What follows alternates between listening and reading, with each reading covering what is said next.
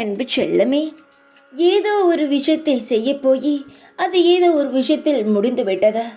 நல்லது என்று ஆரம்பித்தாய், ஆனால் அது உனக்கே நஷ்டமாகி விட்டதே என்ற கவலையில் உன்னுடைய வாழ்க்கையை அப்படியே நிறுத்தி வைத்திருக்கிறாய்.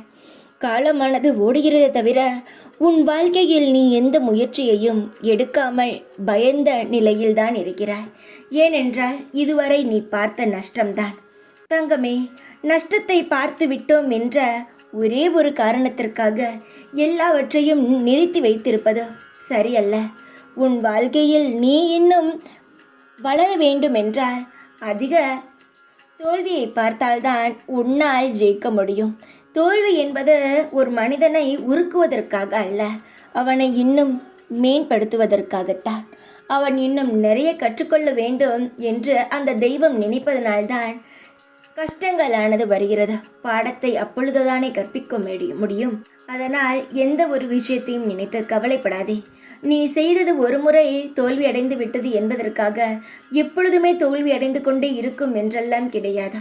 உன்னுடைய வாழ்க்கையை சந்தோஷப்படுத்த வேண்டும் என்பதற்காக நான் உன்னை விட பல முயற்சியை உன் வாழ்க்கையில் நான் போட்டுக்கொண்டே இருக்கிறேன். உன் வாழ்க்கையில் நீ ஒரு முயற்சி எடுக்கிறாள் என்றால் அது நீயாக எடுக்கிறாய் என்று அர்த்தம் கிடையாது. தோல்வி அடைகிறது என்றால் உன்னால் தோல்வி அடைகிறது என்றெல்லாம் கிடையாது. நீ எவ்வளவு மன தைரியத்தில் இருக்கிறாய், நீ எந்த பிரச்சனையாக இருந்தாலும் முன்னால் எளிதில் சமாளிக்க முடியுமா என்றெல்லாம் பார்ப்பதற்காகத்தான் சோதனையை நான் உருவாக்குகிறேனே தவிர உன்னை கஷ்டப்படுத்துவதற்காக அல்ல. உன் வாழ்க்கைக்கான பல திட்டங்களை நான் ஏற்படுத்தி வைத்திருக்கிறேன். அது இன்னும் காலப்போக்கில் உன்னிடம் நிச்சயமாகவே வந்து சேரும். அதுவரை எந்த ஒரு நிலையிலும் தடுமாறாமல் உன் மனதை நீ காயப்படுத்தி கொள்ளாமல் நிதானமாக இரு. காலப்போக்கில் உன் கஷ்டங்களானது மாறும், உன் நிலையானது உயரும். சந்தோஷமான வசந்தமான வாழ்க்கை உன்னுடைய வாழ்க்கையில் வரும்.